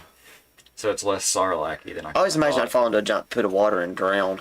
But Well, if it's dry, that I makes imagine they would keep the end of it open. I don't know though. Surely they wouldn't just let it fill up with water and just have stagnant water held in. Yeah, rain would be maybe the they only thing would. filling it at that point. Yeah. But, A flat bottom to allow it to trucks to drive through it during construction. okay, well, that's cool. Spill says, bet it's grand. It looks so circle around, and 40s is a hard look to pull off, a little hard to pull off, but that'd be cool. I don't know. Yeah, I would pull off the 40s look if girls could do it. But then again, I don't know what the 40s look is. And I'm certainly not willing to pull off any kind of look to give the girls any favors in return. So dress trashy, ladies. All right, here's the last one from 1952. They admit one to the Capitol Betsy Theater, which is in downtown Elizabethton. I don't know where the Capitol Betsy is. The Betsy Theater. Damn, Capitol Betsy, is that? You Her think name's that, everywhere. you think that would be? Band. What's the Bonnie Kate now? This was Bonnie Kate's been around since like 1920. 1927 Yeah. was when it was built. So well, it was completed in 27. Capitol It started in Betsy. 26. Let's look up the Capitol Betsy real quick. Love that Betsy band. Joker 1987. Love that Joker commercial. Remember that? With a new line of Joker products. Love that Joker. The Grand Theater in Elizabethton. Here we go again. Didn't have grass back in the 30s for some reason. I don't get it, man. Closed by 1952. It bugs me. So I don't know which one of these it is, but that's still down At there. least the road's Oh, paved. we can recognize that one. That building right there is Yeah. near Jiggy Ray's. Yeah, that's all still down there. Yeah. That's Jiggy Ray's would be right down here, wouldn't it? Well, at least you can say from John City the road's paved. Okay. Jiggy Ray's is right next to the alleyway. That might not be there right now. This is the alleyway right here, isn't it? Under there? No. The alleyway's right there. Is it? There's Okay, one. okay, it's a lot longer than Yeah. So yeah, Jiggy Ray's would be right in there. He'd be right down. Would he be down here? And the bank is the very last one, unless the bank's not there yet. Oh yeah, the bank is a newer looking building than that. I don't know. Because this goes down for a couple more buildings, I'm pretty sure. Because it's got like those apartments and that thrift store, and then of course the bank. It looks like there was two-way traffic then too. What's that say? East Tennessee. Used to actually be two-way traffic. East Tennessee Lot. Lights Power. Huh. East Tennessee Lights Power. Yeah, it makes sense. There's Coke Sun. I know we was big thing. Our big thing was electricity because it was We were the the city band of was. power. Yeah, now the City of power. Cherokee curse got a hold of us now, and we're stuck with no money. But it's okay. We're being gentrified.